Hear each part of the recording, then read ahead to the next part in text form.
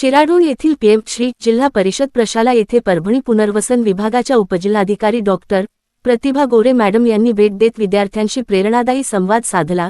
Digital युगात वाढत्या mobile व्यसनापासून दूर राहा आणि अभ्यासात सातत्य ठेवा, असे त्यांनी विद्यार्थ्यांना मार्गदर्शन केले।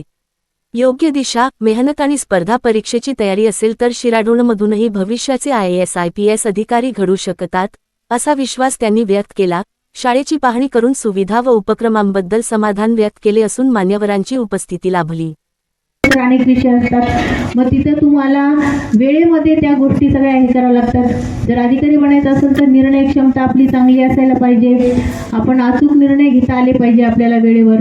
यासोबतच आपलं वाचन एवढं असायला पाहिजे, चिंतन मनन तेवढंच असायला पाहिजे की जेणेकरून आपल्याला कुठल्याही एखाद्या विषयावर काही जर लिहायचं म्हटलं तर आपल्याला ते चटकन लिहिता आलं पाहिजे। जर एखाद्या विषयावर निबंध लिहायला सांगितलं, नुसतं ऑब्जेक्टिव्ह वाचून चालत नाही।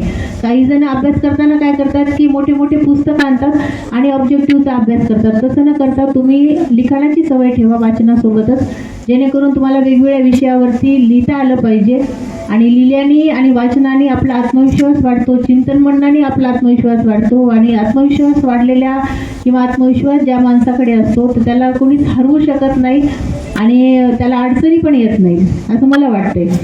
तर आजच्या या कार्यक्रमाप्रसंगी आपण जो काही माझा सत्कार केला त्याच्यासाठी आपले खूप खूप आभार व्यक्त करते।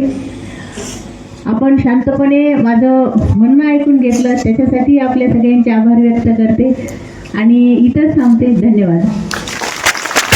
या कार्यक्रमाला शिराढोण पोलीस स्टेशनचे सहाय्यक पोलीस निरीक्षक कोळेकर साहेब, सरपंच लक्ष्मीताई मेत्रे, माजी सरपंच पद्माकर पाटील, माजी तंटामुक्ती अध्यक्ष नामदेव माकोडे, मुख्याध्यापक अहिरे सर, तसेच ग्रामपंचायत सदस्य बेबीनंदा गोरे, मीरा पवार, झेलम शिंपले, वैभव पाटील, परमेश्वर पाटील, ताजखा पठाण, पवन मेत्रे, शालेय समिती अध्यक्ष अमोल चंदेल, पत्रकार दादा खतीब, अक्षय धाकतोडे, सुनील पांचाळ यांसह मान्यवर उपस्थित होते।